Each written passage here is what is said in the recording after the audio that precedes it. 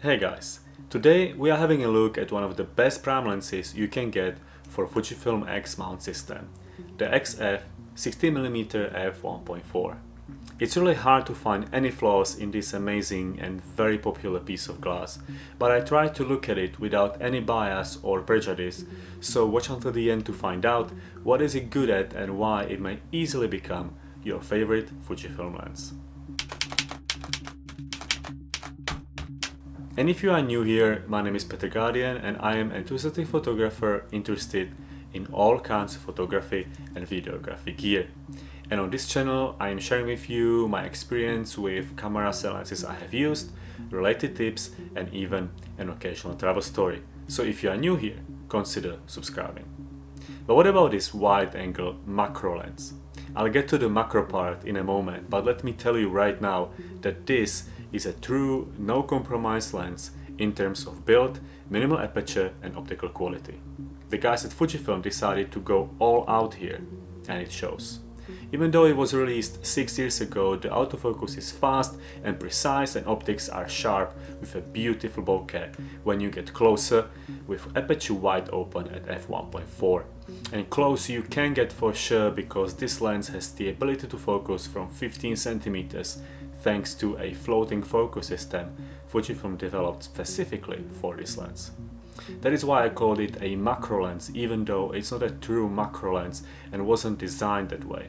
But still, thanks to the super close focusing ability, this lens can create a unique perspective unlike any other lens you can get for the Fujifilm X system.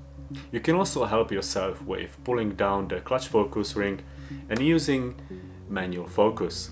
The ring turns in about 1/3 of the lens diameter with hard stops at each end.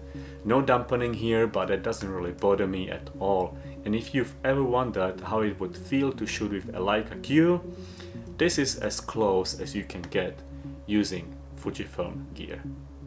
The lens is weather sealed as well, so can be used as a classic landscape prime lens in pretty much any outdoor conditions.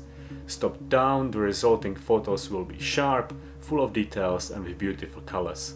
The lens also doesn't flare as much thanks to Fujifilm's Nano GI coating, which reduces flares much better than a conventional coating, at least that's what they say. At 24mm equivalent focal length, this is a professional wide-angle prime lens, giving you all and more that you would expect. And this is what one needs to keep in mind when lusting over this lens, trying to decide if they will spend their hard-earned money. 24mm and wide-angle photography in general is not for everyone. Wide-angle photography should be about fitting and telling the whole story in one picture. Getting very close to the subject, basically inside the scene, and still thinking about and including the environment in one composition. If this is what you like and what you are comfortable with, then there is simply not a better lens for your Fujifilm X camera.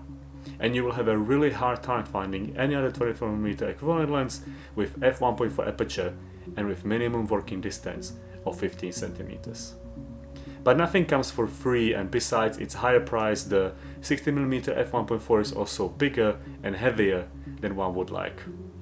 With this lens on, every smaller Fujifilm camera will be front heavy, and I would recommend to use an additional grip even for the X Pro 3.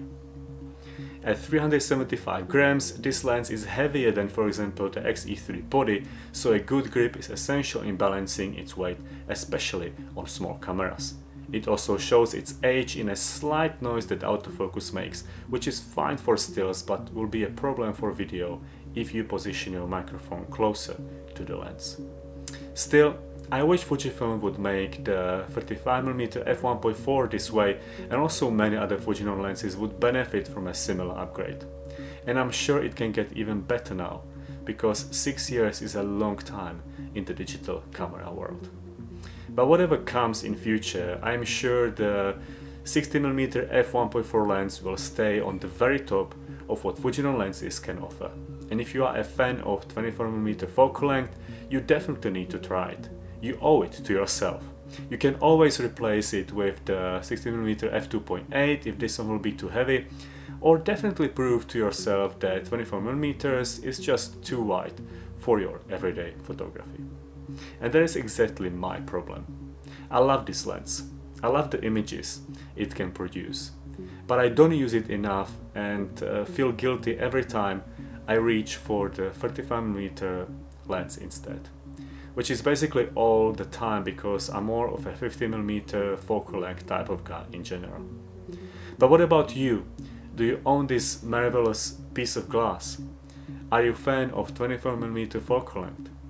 I am very interested to learn about your experience with this lens, so please share your thoughts. Some of the best tips and conversation is happening in the comment section, so definitely engage down there and be part of our growing community.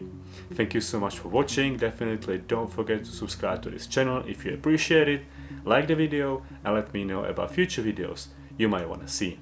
And remember, there are show notes in the description. Have a nice day and I will see you with the next one.